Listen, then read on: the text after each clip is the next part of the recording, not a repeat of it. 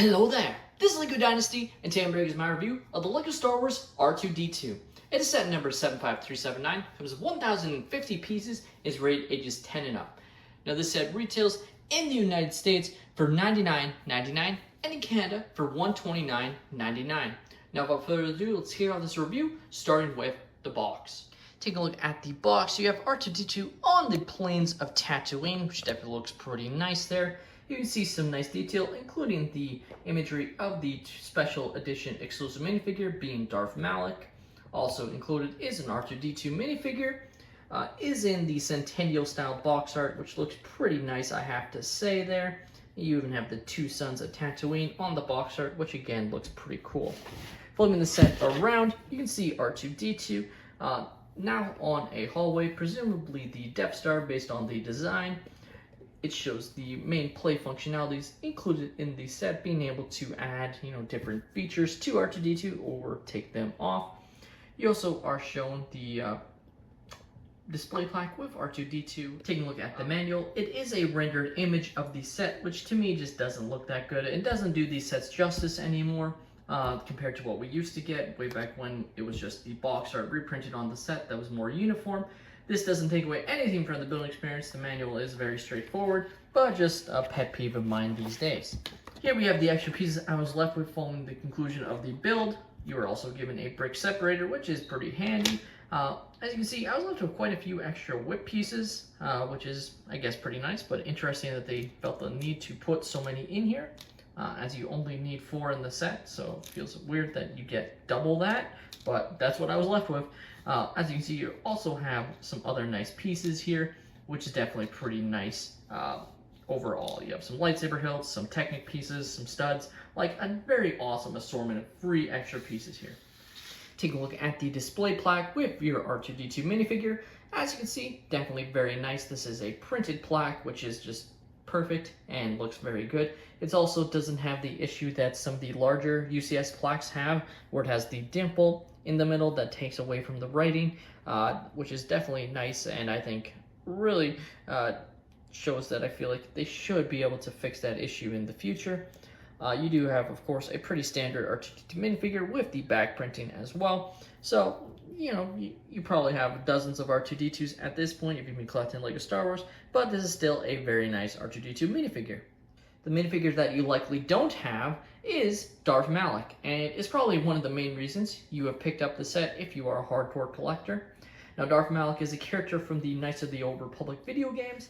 Now here we have the display stand that he sits on, and you are also given a 2x4 brick that allows you to connect to the other 25 years of LEGO Star Wars stands, so you can connect them all together. Very similar to the 20 years of LEGO Star Wars minifigures that we got that also had this same feature on this pretty much same sort of stand system. Now Darth Malik, I have to say, he's just awesome. I think they've done above and beyond, especially, he's probably, at this point, the best 25 years of LEGO Star Wars minifigure in terms of design, the quality. The only thing that I think he's missing is some arm printing, but overall, the printing detail of his torso, to his belt, to his legs is just awesome. Even has some nice back printing there that is consistent and looks pretty nice, as you can see. Has a unique cape style with this, shorter cape, doesn't wrap around like usually does, and also has a unique head mold or piece here to wrap around his head because he has an injury that causes him to have to wear. Just taking off that piece to show off the head print looks very demonic. Wouldn't surprise me if this headpiece gets used for other purposes in the future, because I just think it looks very demon-like and makes sense. He's an alien character that lost his jaw, essentially. That's what this piece is representing. This is definitely a really nice piece, though, that they've created for this minifigure, and is awesome. Yeah, this is a 10 out of 10 exclusive minifigure, and in my opinion, probably the absolute best LEGO Star Wars, 25 years of LEGO Star Wars minifigure that we have gotten. Now let's talk about R2D2 here, and I just have to say, I love this little design. I wasn't sure I was going to like it, especially since I do have the 2020 UCS R2D2 that is definitely much larger, but I think they scaled this set down and really kept the same charm of that larger set. In fact, I would say I might like this one a little bit more. Overall, maybe I'm basing it just on the fact that we got a really cool minifigure included, but this is just a cool set. Overall, it really does look like R2D2. That was the first thing I was worried about, is scaling it down. I'm not sure how much they can really scale it down and keep the look without making it too blocky, but I think they did it. I think it absolutely does look like R2D2, obviously, and doesn't look, derpy at all. You do have some nice detail here with stickers. Definitely aids the set in looking as good as it can. Now, my problem with stickers that print on white is you're left with it looking, off-white on these stickers, so it is very noticeable in person. Not sure how visible it is on camera, but you can really see it in person that it's a white and then it's like almost off-white. Like, I don't know. I feel like LEGO needs to get back to printing on translucent and just putting that on, because yes, that would still be noticeable, but I feel like it'd be less noticeable than printing it on this, because I just don't like it. Definitely feels like when you're printing on white, or it should just be prints, because other than printing on red, I feel like overall LEGO does a pretty good job of getting these prints looking good, and it just unfortunately doesn't look that great.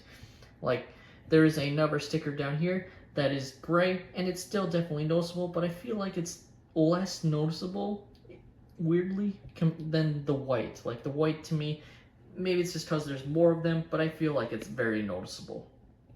Now, of course, R2D2 has some great gribbling here techniques that definitely make it look pretty cool. Flipping the set around, you can actually see some other nice textures, some more sticker detail as well. That definitely looks pretty cool there. Now, the nice thing about this R2D2 is he does have some nice playable features, mostly being that, yes, he is able to move his legs, and the fact that you're able to actually detach his third leg to sort of represent him pulling up the leg, just like that. And then you can have him standing. Take a look at the bottom of the feet. There are no wheels on it, so it's definitely not like the smoothest drag, essentially, if you wanted to move it. Now, on smooth surfaces, you're not going to have an issue.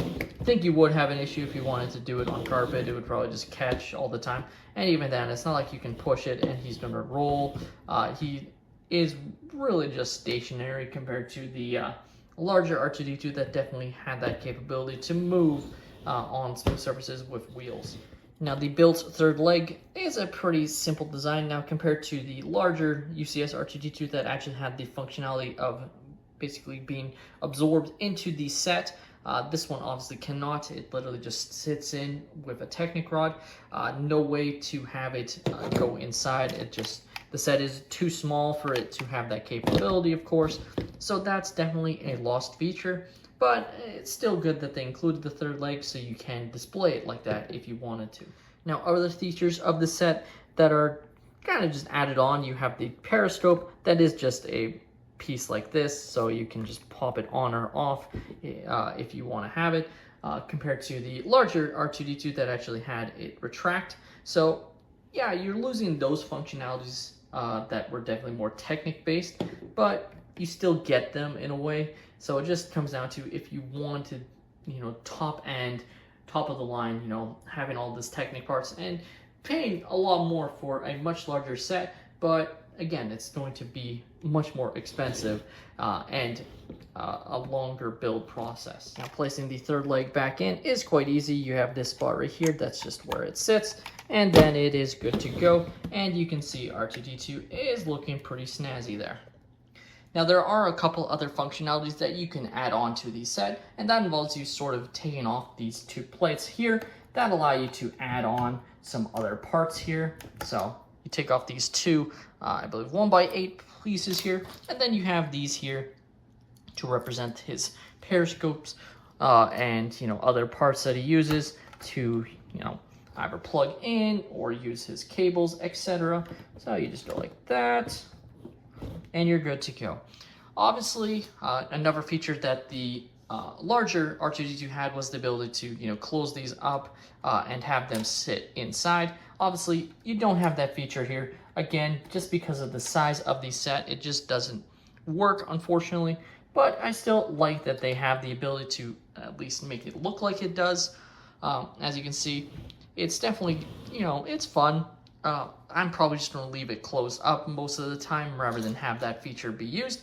But it's still a fun feature that I'm sure kids would love being able to reenact, especially in this smaller scale. Here we have the new C-3PO standing next to this R2D2, and as you can see, they are pretty much in scale. The new C-3PO is actually built on a base that represents Tatooine, so it actually keeps it really perfectly in line. Obviously, would have been nice if it was just standing, but I think the base was needed to keep it stable. But still nice that you can sort of reenact, you know, C-3PO holding R2's head like we see in the films. And they look really awesome next to each other, and the fact that this C-3PO release might help if you've already picked up the set, or if you've already picked up the C-3PO, maybe this will encourage you to get this current R2D2 just to have them stand next to each other, because that was definitely a feature that, whether or not they intended, is definitely one you can do with these two sets. And here we have the 2020 R2D2 right next to the newer R2D2 here. And as you can see, a very notable size difference. Definitely, like, if you've already have this 2020 R2D2, you might not want to pick up this other one unless you're a completionist or you really want the Darth Malik minifigure, because basically this one is everything but less. Like, it accomplishes the same goal. They're mostly display sets. The difference is the play functionalities on this set are just like worse than this one.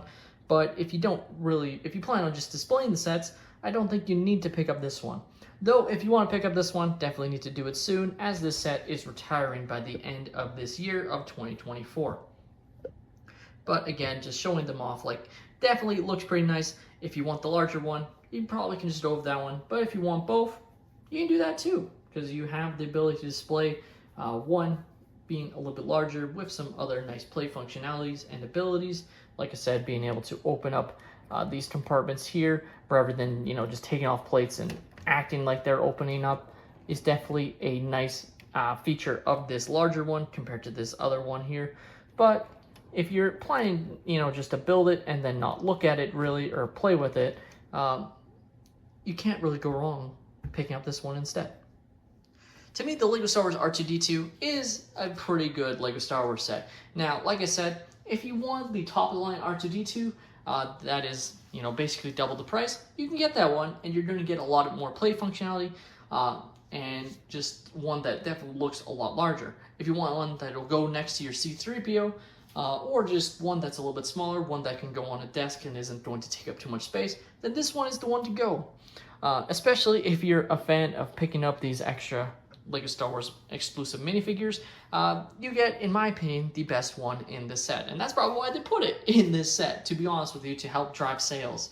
With that being said, that's all my opinion. Let me know your thoughts on the LEGO Star Wars R2D2 in the comments down below. Have you guys picked up the set, or are you planning to?